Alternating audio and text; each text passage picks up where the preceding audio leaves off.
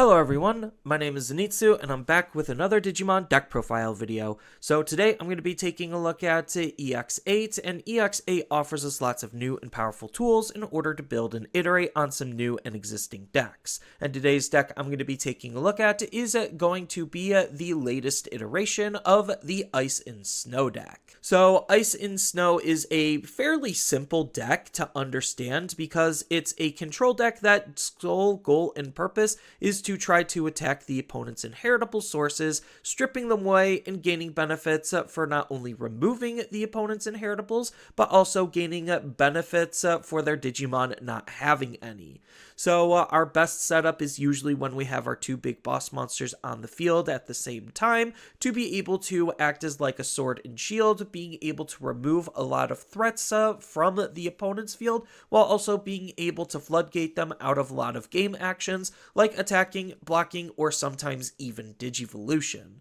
The biggest weakness of the deck, however, is the fact that it doesn't really have any meaningful protections, so our Digimon are very vulnerable to any kind of removal, whether it's hard removal or soft removal. Then the deck also likes Digimon being on the opponent's field to interact with, which the opponent tends to be able to play around not having Digimon, so that way we don't gain full benefits off of our abilities.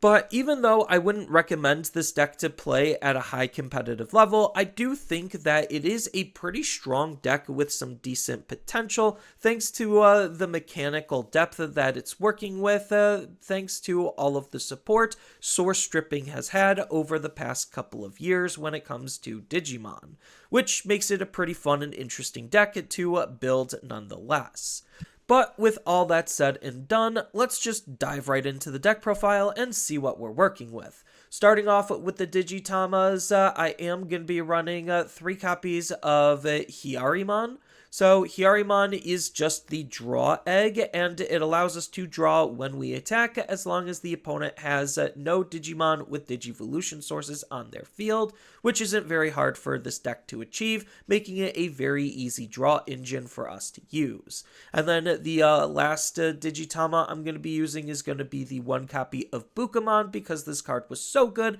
that it needed to get limited to 1 because of how easy it is to achieve this jamming ability, especially for a deck like this.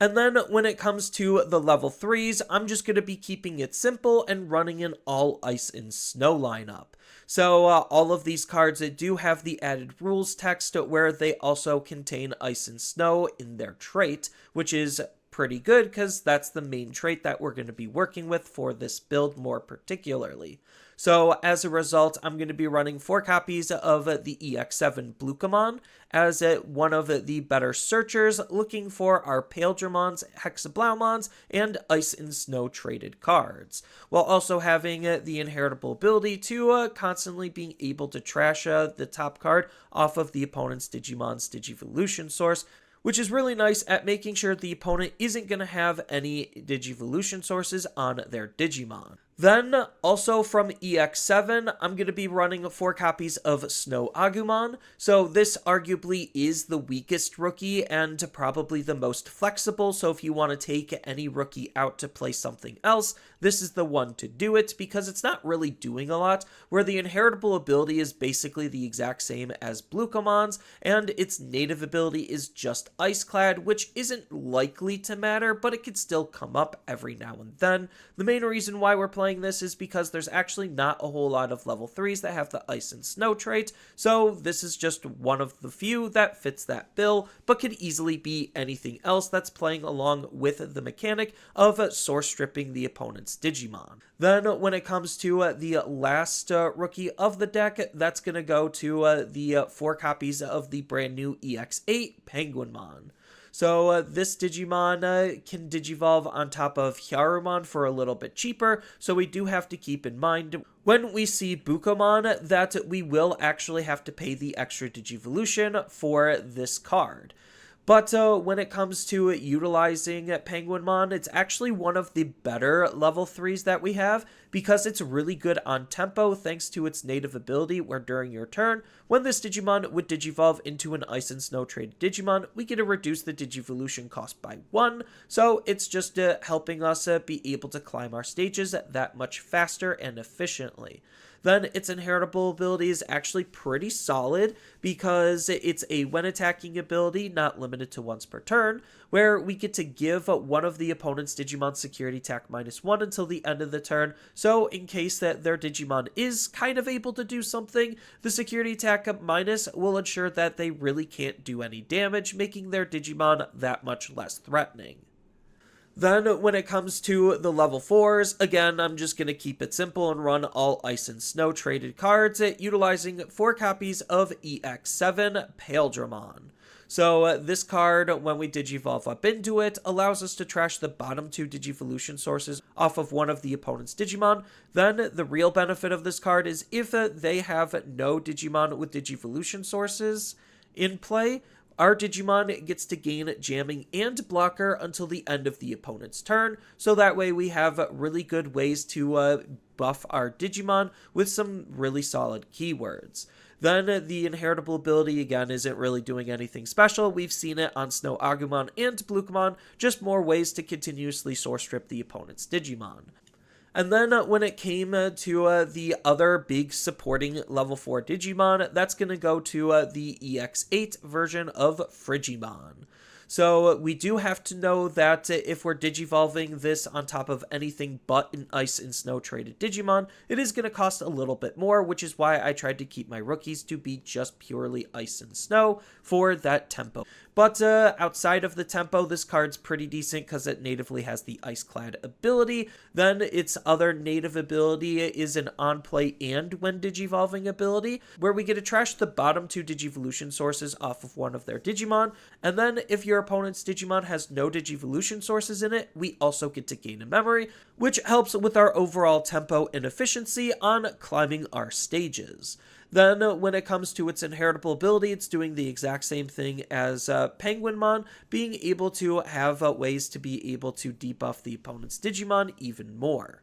And then when it comes to the last level 4 Digimon of the deck, this is another tech or flex spot, and it could really be anything you feel like you want it to be. I'm just going to be electing to use 2 copies of Hyogamon because it does have an evolution cost of 1, so even though it doesn't have any abilities, it is on trait while being a very cheap card for us to use, again, for more specifically tempo purposes.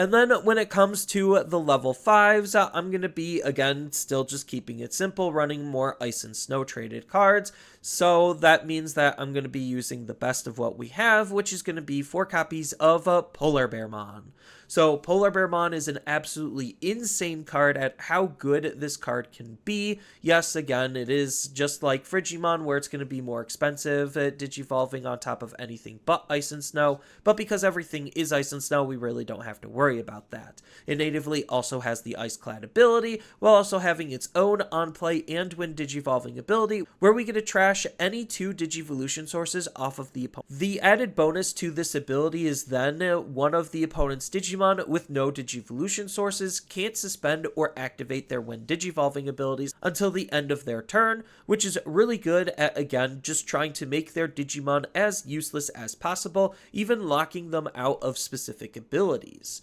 Then the inheritable ability is pretty decent, where while the opponent has no Digimon with Digivolution sources, this Digimon with Ice and Snow in its traits will gain the Piercing and Security Attack 1 ability to be able to potentially beat up their Digimon, or at least get damage through if they're thinking about blocking us, and the extra damage will ensure that we're going to be able to hit as hard as possible. And that's kind of why we're also running 4 copies of the EX07 Chris Paildramon, because it has a very similar, if not the exact same, inheritable ability as Polar Bearmon, so we have the consistency on that type of inheritable, while he also natively has the Ice Clad ability himself. and his when Digivolving ability states that we get to trash at any 2 Digivolution sources off of the opponent's Digimon. Again, very similar to Polar Bearmon. The big difference here is that then if the opponent has no Digimon with Digivolution sources in it, we get to unsuspend this Digimon, so we can make some early swings, Digivolve into this, unsuspend, and then continue the aggression that way.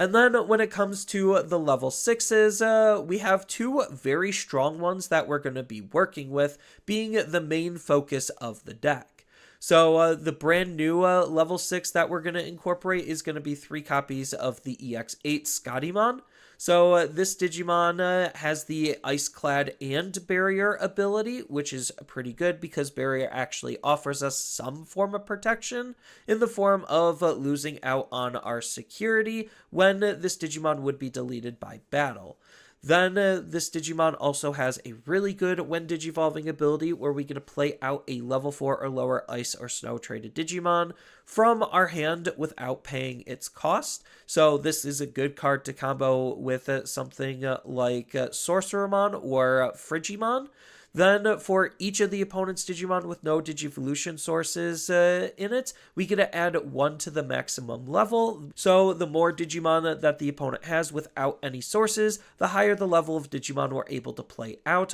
which is a really strong ability at helping us flood and swarm the field. Then it even has a nice secondary when Digivolving ability that we could trigger when this Digimon's also going to be attacking, where we get to place 1 Digimon with no Digivolution sources to the bottom security, and then this Digimon can unsuspend. So we could use this on our own Digimon to recover, or we could use this on the opponent's Digimon just as an easy way to get rid of them, and hopefully our Digimon are going to have jamming, so that way the attack onto the security is going to be safe. Then when it comes to the other level 6 Digimon, I can't really say it's supporting because they're both doing very strong and powerful things, so they're just complementary of each other. That's going to be the 3 copies of Hexablaumon that we kind of already should have been running. So what this card is doing is it does have security attack +1 and Ice Clad, so we could be more aggressive with Hexablaumon. But he also does have his own good levels of control because his when Digivolving ability allows us to trash at any 4 Digivolution sources under the opponent's Digimon. It doesn't even have to be specifically on 1 Digimon, so if they have a whole field of Digimon with sources, then we can kind of pick and choose which ones we want to get rid of. Then if the opponent has no Digimon with Digivolution sources on the field, we also get to return 1 of their Tamers to the bottom of their deck, actually having Tamer Hate and Tamer Removal. And then it even has another ability on top of that, which triggers during the opponent's turn, where none of the opponent's Digimon with as many or fewer Digivolution sources can suspend. So it just basically locks them out of being able to attack or block with their Digimon, making it easier for us to win the game with.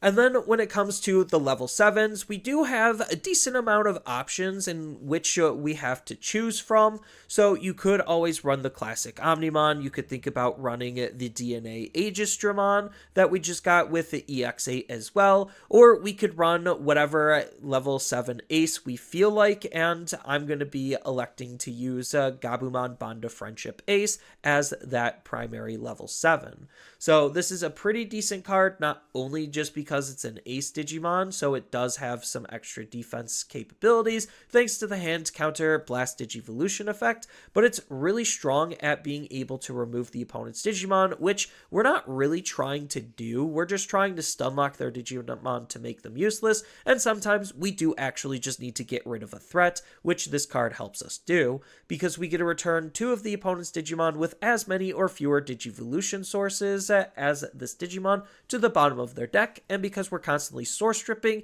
this should be a very easy ability to just straight up remove any 2 Digimon we want. Then its when attacking ability is fairly simple at just helping us close out the game, where if we have a Tamer, this Digimon can unsuspend, which means it just has built-in multi-attacking.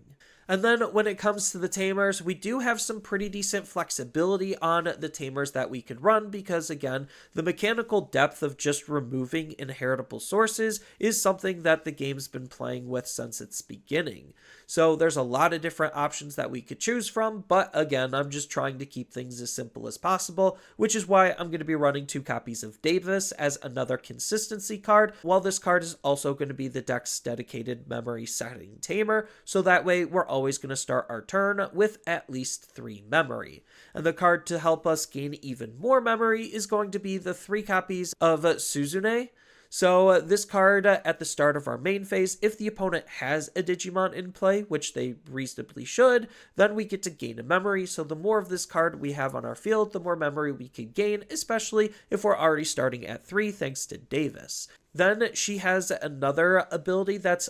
okay. It's not great, but it's just fine, where during all turns, when any of our Digimon are played or digivolved, if any of them have the Ice and Snow traits, we get to suspend this tamer to trash any Digivolution source off of the opponent's Digimon. And then when it comes to the option lineup to round out and close out the deck, I'm just going to be running the most basic but effective option lineup we can possibly run, which is just the staples. So that's going to be your 4 copies of Mental Training, 2 copies of Blue Memory Boost, and 2 copies of Blue Scramble. So each of these have a really good way on helping with not only just the overall tempo of the deck, but the consistency of the deck as well.